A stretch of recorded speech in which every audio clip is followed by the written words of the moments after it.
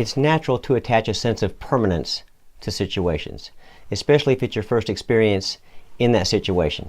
Now, that's true for military units too.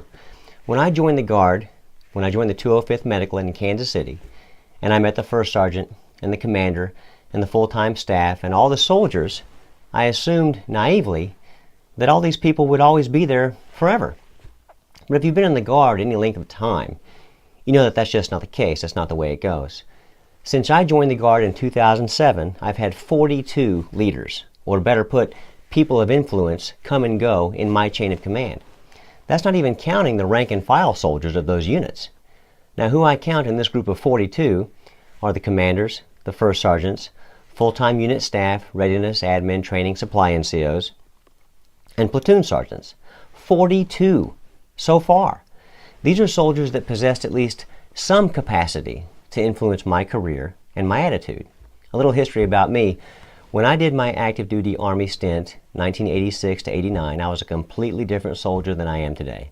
I rebelled, I bucked authority, I gave all my leaders a very hard time, and I just couldn't wait to get out of the Army. Like I said, completely opposite from what I am today. Now, the change in me is not all due to age. Much of it comes from a feeling of duty, honor, country. I joined the Guard as a PFC on a Tri-1 at age 40 for the sole purpose of deploying to Iraq before I got too old.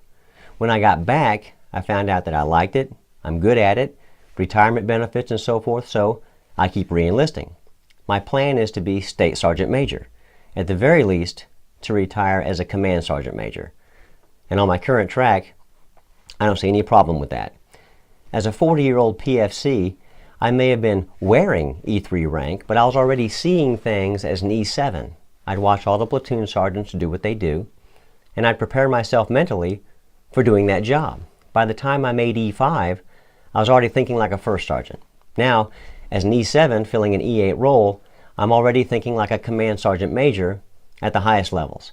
I'm broadening my scope of understanding, I'm working on my planning and problem-solving skills, just to name a few. Now, there's no question that there's a lot to learn and a long way to go, but I'm on that path. My point, that 40-year-old PFC was already an E7 in here, just wearing E3 rank.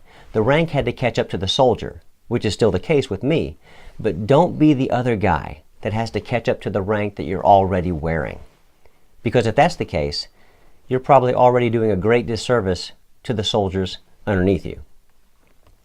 The fact that I've had 42 people of influence has not hindered my progression. Why? Because I drive my own success. Where have you heard that before? I've set priorities for myself, I've made decisions, and I've excelled. Of course, with so many others drifting in and out of your path during your time in the Guard, there will be widely varying degrees of competence and professionalism among them. I mean, it's a numbers game. That's to be expected. But you need to figure out what success means to you and go for it.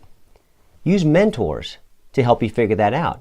However, those soldiers of lesser qualities should not slow or stop your journey to where you want to be. More often than not, your priorities are not their priorities. Your success is always going to mean much more to you than to anybody else. So gain what you can from the good leaders that cross your path. There'll be a few of those, believe me.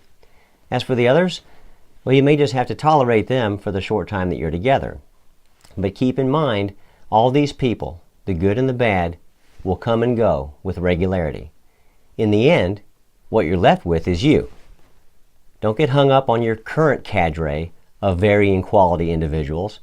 They will turn over. You stay on your path and move up the ranks. Use my promotion video to help you out with that. Now, as you do pull ahead of the crowd, individuals move faster than crowds. Keep that in mind if you're trying to stay with the popular crowd. As you do ascend the ranks and gain positions of more and more responsibility, help others from your newly elevated position. Elevated doesn't mean that you are carte blanche better than the other guy, but it does mean that you have gained the experience and knowledge to get where you are. And you should share that. Be transparent as you climb and succeed. Let others know how you did it. Share the wealth. There's no room for secrets when it comes to sharing success. Respected leaders freely develop others. Eventually, you will be one of the great leaders that drift in and out of another soldier's path, which you will then positively affect. Roll through the changes, but always roll uphill.